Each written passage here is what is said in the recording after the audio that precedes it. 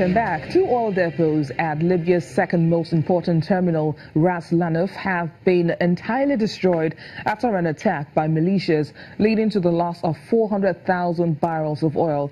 The transportation unit of the Horage Oil Operations Company announced this through a statement released by Libya's National Oil Corporation on the catastrophic losses.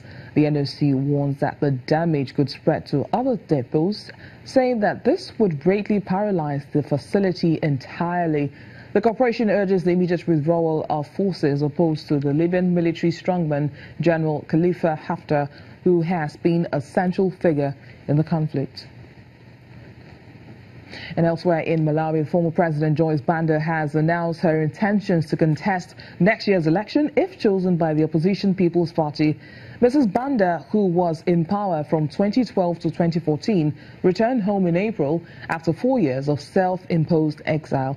In 2012, she became Malawi's first female president and the only second woman to lead a country in Africa. Banda was voted out in 2014 after a multi-million-dollar corruption scandal saw dozens of people arrested, including government officials. She denies all allegations of corruption.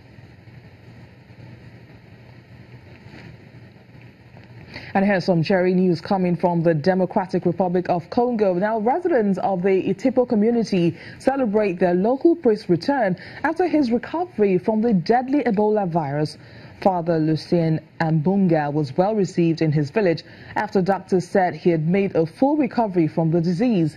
The hemorrhagic fever has killed 27 people since the outbreak began in April, and there have been 62 cases, 38 of which were confirmed in a laboratory.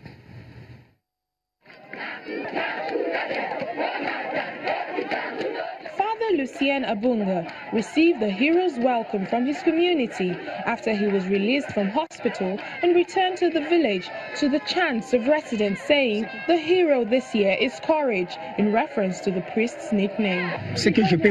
What can I say now? It's not a lot, but it's what is in my heart. It's joy, since they said that I was already dead, but the Lord showed me grace and I came back to life. Father Abunga was diagnosed with Ebola last month and was taken to the town of Bikoro at an isolation facility in the General Hospital. He says now that he is back, alive and well, he will continue to create awareness on the virus. Now what I have to do first is make my parish aware that this virus exists. They have to accept that, and they have to accept, in case they are sick, to go quickly to the hospital, like I did. Then they will have an 80% chance of being cured like me, and to return like me to the community. Aid workers have called for more emphasis to be put on reintegration of Ebola survivors, such as Father Abunga, as they often tend to get stigmatized by their communities. We need to take care of their reintegration, because many of them are being stigmatized by their communities, because the community didn't even know. They are afraid. In the case of Father Abunga, his community seems to have overcome the fear of Ebola, as parishioners warmly welcomed him back as he led his first mass after recovery. An Egyptian man is attempting to break a world record with a large Ramadan lantern in his Alexandria neighborhood. The long-time enthusiast of Ramadan decorations built a 50-meter high lantern, which he hopes can win the world record for the tallest lantern. Ahmed Hago says he built the lantern in over 4 months to bring joy to his neighbors and friends. The fanus, as it is called in Arabic, is 50 meters high and 4 meters wide. There are over 13,000 light bulbs in the lantern that weighs over 500 kilograms. I made it for the holy month of Ramadan, and thank God, it made people very happy.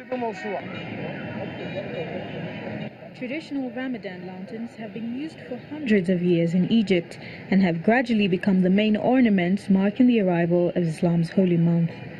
According to legend, the tradition of hanging lanterns during Ramadan in Egypt dates back to Fatimid times in medieval Cairo.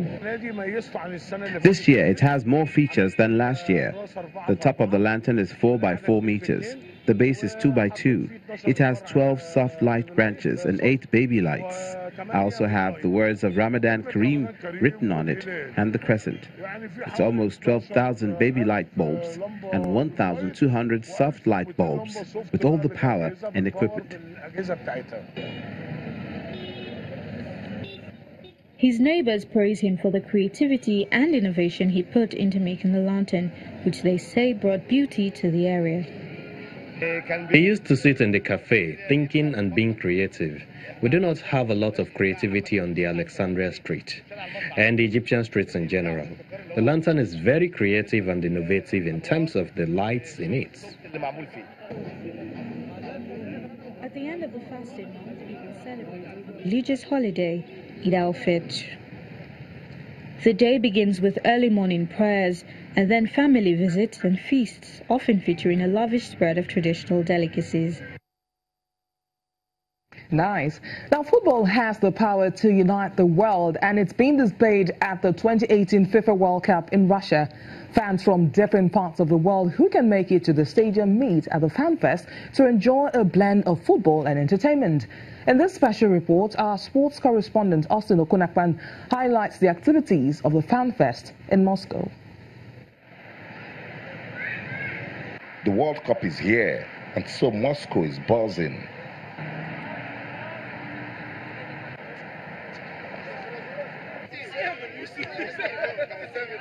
Argentina couldn't beat Iceland in their opening match, and so our little friend is sad.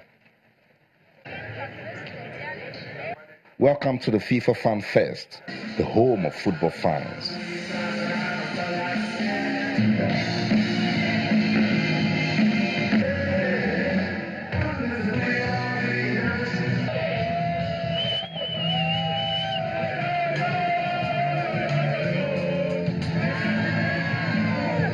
The World Cup brings so much passion and love, and these fans are so ready to party all night long.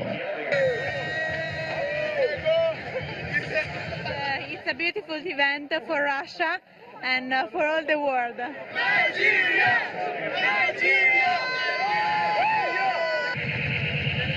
Sam Jackson is from Ireland, but a big fan of the Super Eagles. I love Victor Moses and Igalu. One of my good friends is Nigerian, so that's why I follow them.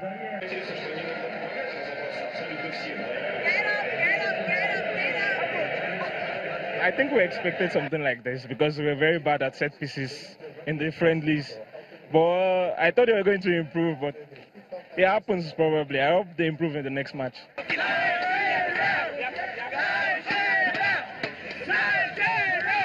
Passionate football fans from all over the world come to the FIFA Fan Fest to experience the fun and excitement of the World Cup. Win or lose, most of them are just here for the fun. But for Nigerian football fans, they will be hoping that our darling Super Eagles will bounce back against Iceland. From the FIFA Fan Fest in Moscow, Russia, Austin Okunakpan, China's Television News. And with that, we end today's program. Thank you for watching. I am BC Adebayo.